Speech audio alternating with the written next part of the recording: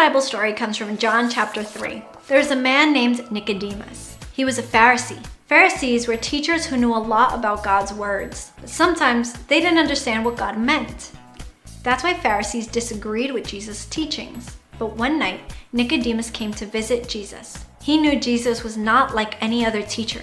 Jesus did amazing things with power that could only come from God. Then Jesus told Nicodemus that anyone who wants to be part of God's family has to be born again. Nicodemus was confused. He asked, how can someone be born again when they're already grown up?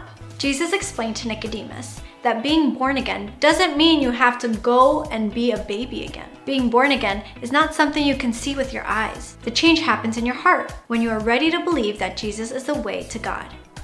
Then we get a whole new life where we choose to follow God every day. Nicodemus asked Jesus how this could happen. Jesus wanted Nicodemus to understand something important, that Jesus was sent to the earth by God to help everyone get a new start with God. Jesus reminded Nicodemus of all the old stories that he knew really well.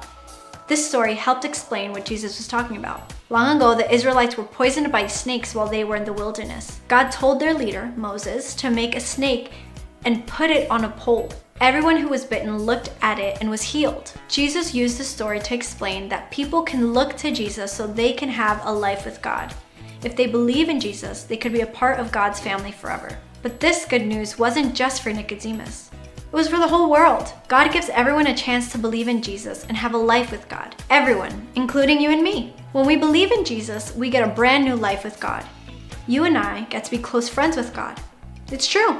I'm invited to believe in Jesus.